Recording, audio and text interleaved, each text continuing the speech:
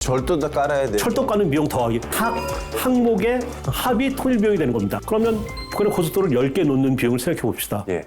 통일 한국의 재정이 충분하다면 예. 10개를 한꺼번에 건설하면 되겠죠. 그렇죠. 근데 그게 안 되면 먼저 7개만 건설하고 3개는 좀 불편해도 국도 쓰면 돼요, 일단. 네.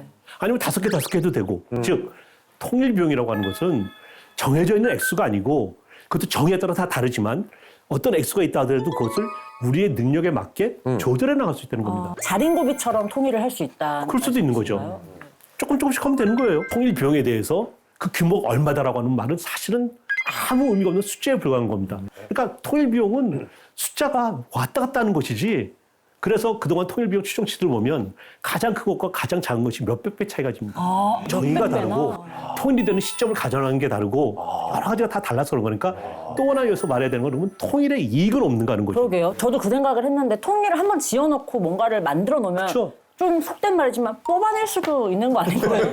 시간을 둬서 투자한 만큼. 아까 결혼 이야기 똑같은 거예요. 네. 결혼 이익이라고 하는 게 있다면은 네. 어느 게 더 크겠습니까? 사랑하는 사람과 평생 같이 사는 거에서 나오는 행복보다 더 크지 않겠죠. 아, 그럼요. 결혼하면 이득이 많이 늡니다. 통일이 되면 어떤 이익이 있을까요, 그러면? 제 생각에는 이제 국토가 넓어지고 북한이나 우리나라가 국방비로 너무 많은 돈을 쓰고 있다는 생각이 드는데 그거를 좀 더 발전적인 곳에 쓸 수 있지 않나 하는 생각이 듭니다. 그럼 그리고 이것도 있어요. 그 부산에서 출발할 수 있는 그 물품이 이렇게 절도를 통해서 쭉 유럽까지 가야 되는데 북한 때문에 못 가고 있어요.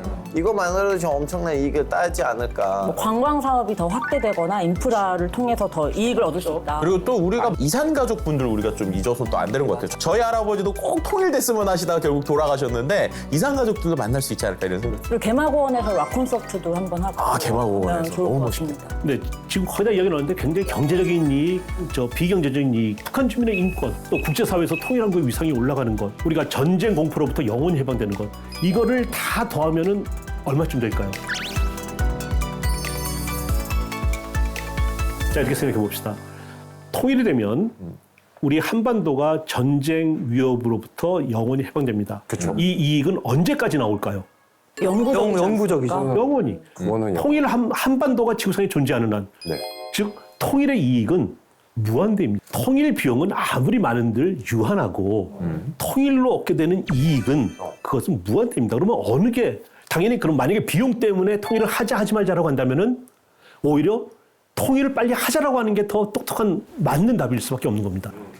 그러니까 저는 무서운 게 지금 휴전 중이잖아요. 전쟁이 끝난 게 아니라 잠깐 쉬고 있는 거예요. 너무 무섭거든요.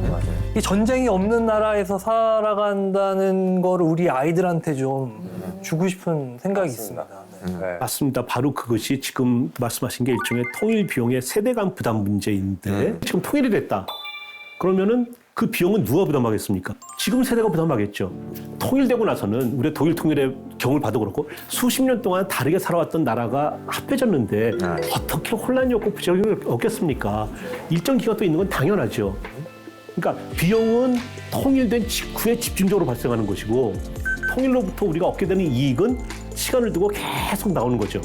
그러니까 아주 간단히 말하면 통일 비용은 현재 세대가 주로 부담하는 것이고 통일의 이익은 주로 우리의 자식 세대, 후배 세대들이 누리게 되는 거죠. 요즘에 ESG라는 말 엄청 많이 쓰잖아요. 그러니까 ESG가 결국에는 환경이나 여러 가지 것들에 대한 투자인데 저는 이 통일 문제도 비슷한 것 같아요. 환경을 지키기 위해서 지금 당장 내가 비용을 쓰거나 뭔가를 못하게 된다라고 하면 그것에 대해서 우리는 되게 두려워한단 말이에요. 맞아요. 그러니까 계속 이런 것들이 갈등이 있는 것처럼 남북의 이 통일 문제 역시도 우리가 좀 ESG적인 관점에서 생각을 하면 조금 더 잘 풀리지 않을까 이런 생각이 좀 개인적으로 들기도 해요. 그런데 이게 좀 자린고비처럼 비용을 좀 적게 추산을 한다고 해도 각 국민들마다 그걸 얼마까지 낼 수 있다는 게 좀 다를 것 같아요.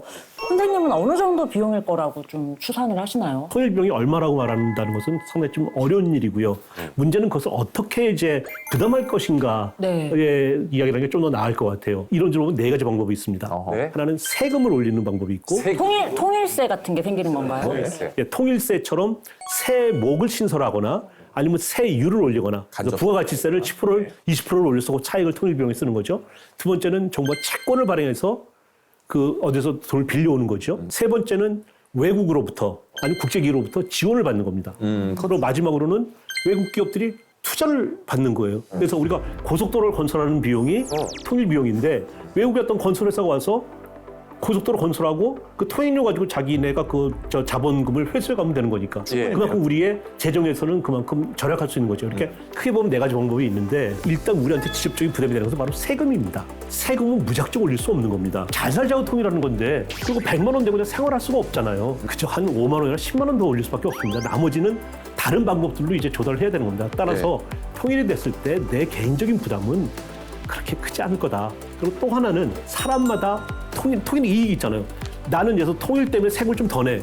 하지만 난 통일 때문에 내가 건설 회사를 해. 그럼 북한에 가서 건설 얼마나 붐이 일어나겠습니까? 이익이 그렇죠. 크죠. 근데 그 이익을 생각해 보면 내가 조금 더 내는 그 비용은 아무것도 아닌 거죠. 근데 세금은 다 같이 내고 이익은 특정 몇몇만 가져간다라고 생각할 수도 있잖아요. 특정 몇 명이 아니고 아마 우리 국민 거의 대다수가 될 겁니다. 왜냐하면 통일이 되면 북한에 엄청나게 많은 그런 저 비즈니스 기회와 취업 기회와 예를 들어서 지금 임용고시 굉장히 어렵습니다. 대학 졸업해도 선생님 되기 굉장히 어렵습니다.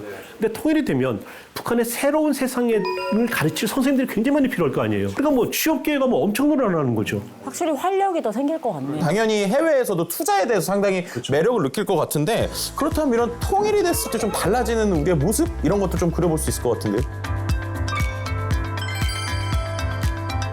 골드만삭스가 예상을 했습니다.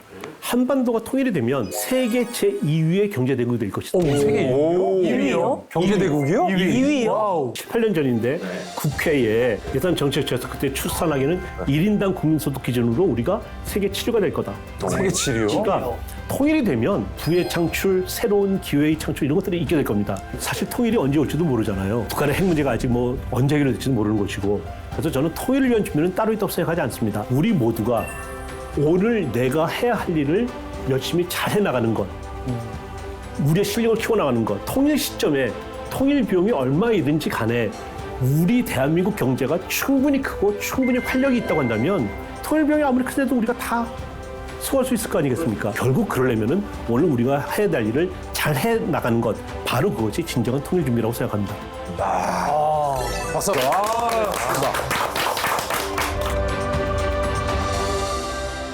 사실 굉장히 막연하고 통일이라는 거에 대해서 우리가 예측하기가 굉장히 힘들다라는 생각을 들 수밖에 없었는데 오늘 얘기 들으면서 정말 어떤 준비를 해야겠구나라는 생각도 다시 한번 알게 되는 시간이었던 것 같습니다. 다음 시간에 저희는 더욱더 재밌는 강연으로 여러분을 찾아뵙도록 하겠습니다. 통일 클래스 6번째 강연에서 또 만나요. 안녕히 계세요.